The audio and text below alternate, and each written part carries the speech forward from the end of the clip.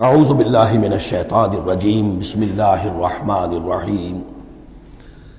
اب ہم اللہ کا نام لے کر سورہ صف کا آغاز کر رہے ہیں۔ میں آپ کو بتا چکا ہوں کہ جو 10 صورتیں ہیں مدنی، سورہ حدید سے سورہ تحریم تک، ان میں بالکل درمیان میں جو یہ جوڑا ہے سورہ صف اور سورہ جمعہ، اس کی امتیازی شان اسی سے نظر آ جاتی ہے کہ دونوں کا آغاز تسبیح سے ہوا ہے، ورنہ اب تک یہ تھا سورہ حدید کا آغاز سبح للہ ما فی السماوات والارض، پھر سورہ مجادلہ میں وہ بات نہیں، پھر سورہ حشر میں سبح للہ ما فی السماوات وما فی الارض، پھر سورہ ممتحنہ میں وہ بات نہیں۔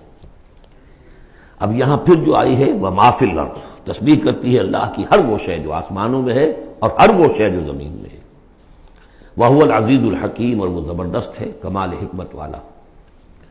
لیکن اس کے فوراً بعد سورہ جمعہ ہے، وہ ہے يُسَبِّحُ لِلَّهِ مَا فِي السَّمَاوَاتِ وَمَا فِي الْأَرْضِ۔ تو اس میں جوڑے ہونے کی نسبت بہت نمایاں ہو گئی، مشابہت بھی ہے، تسبیح دونوں کا آغاز ہو رہا ہے، پھر تکمیل ہو رہی ہے۔ میں نے بتایا تھا کہ نسبت زوجیت میں کسی مقصد کے لیے جنس جو ہیں دو، وہ کسی اعلیٰ تر مقصد کے لیے ان کے اندر ریسیپروکل نسبت رکھی جاتی ہے۔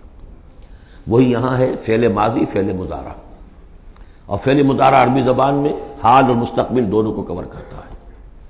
تو یہاں اس جوڑے میں آ کر ان دونوں کو جمع کر دیا گیا کہ یہ تسبیح جو ہے کائنات کے اندر، جو کائنات کی ہر شے کر رہی ہے، یہ ہمیشہ سے ہوتی آ رہی ہے، ہر دم ہو رہی ہے، ہمیشہ ہوتی رہے گی۔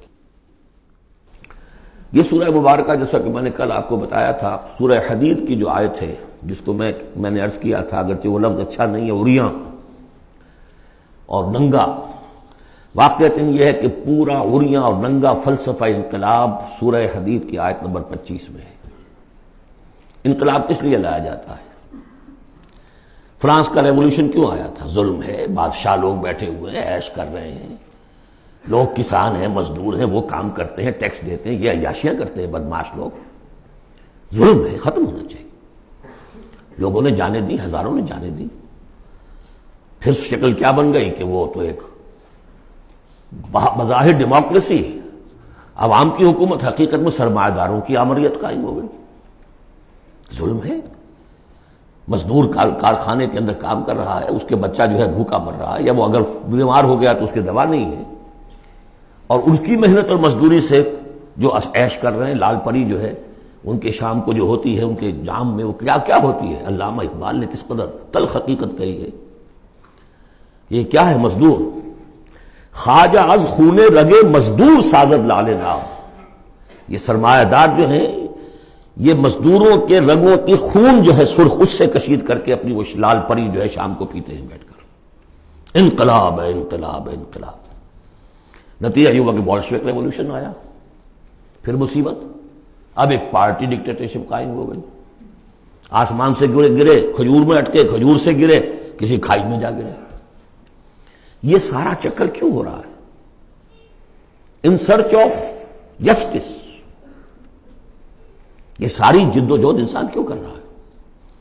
تو اب ایک تو ہے کہ ایک سیکولر انداز میں جسٹس، فیئر پلے، اس کی بات ہوتی ہے۔ دین میں آپ دیکھیے کہ قرآن نے جس طرح میں نے کل آپ کو بتایا، اللہ قائم بالقسط ہے، مسلمانوں کا بحیثیت امت رول یہ ہے، یا ایھا الذین آمنوا کونوا قوامین بالقسط، یا ایھا الذین آمنوا کونوا قوامین للہ شہداء بالقسط۔ محمد کو کیوں بھیجا؟ کہہ دیجئے کہ مجھے بھیجا گیا کہ میں عدل قائم کروں۔ اور اب جو آیت آ گئی، ہم نے تمام رسول اسی لیے بھیجے، کتابیں اسی لیے بھیجیں، میزان اسی لیے نازل کی، لقد ارسلنا رسلنا بالبینات وانزلنا معهم الکتاب والمیزان لیقوم الناس بالقسط۔ لوگوں نے کیا کیا؟ نبی آ گئے، انہیں پوجنا شروع کر دیا، باقی ظلم کا ظلم جھو کر تو چل رہا ہے، انہیں پوج لو، خدا کا بیٹا بنا دو، کچھ اور بنا دو، اور یہ اللہ آئے ان کو جو بھی چاہو بنا دو، لیکن نظام ظالمانہ قائم رہا دنیا میں۔ یہ محمد عربی کا کمال ہے، انہوں نے آ کر نظام کو بدلا ہے۔ در حقیقت یہ جو تکمیل ہوئی ہے اس پروسیس کی، اسی لیے آپ رسول کامل ہیں، آخری رسول اور کامل رسول، جنہوں نے آ کر نظام عدل و قسط کو بالفعل برپا کیا۔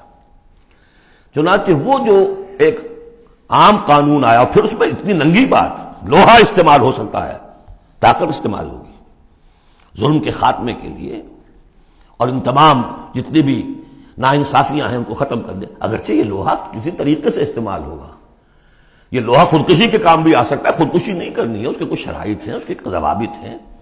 پہلے کوئی طاقت فراہم کرو، پہلے کوئی نظریہ عام کرو، جو لوگ نظریہ قبول کر لیں انہیں جمع کرو، انہیں منظم کرو، انہیں ٹرین کرو، انہیں قوت بناؤ، پھر باطل سے ٹکراؤ۔ اگر ایسے کھڑے ہو جاؤ گے تو خودکشی ہو جائے گی، نعرہ مارا اور خودکشی ہو گئی۔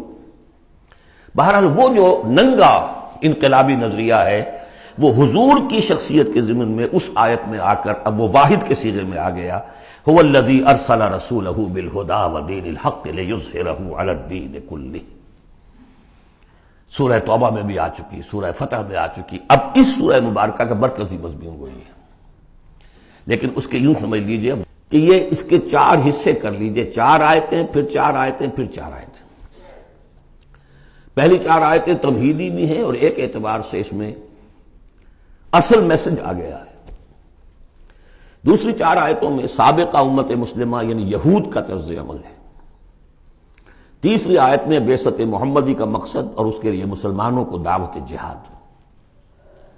12 آیتیں یہ ہو جائیں گی۔ 2 آیتیں پھر بڑی خاص قسم کی ہیں کہ جو لوگ اس سورت کے پیغام کو قبول کریں اور اختیار کر لیں ان کے کیا کیا مدارج ہیں، دنیا میں کیا ہے، آخرت میں کیا ہے۔ صدق اللہ العظیم۔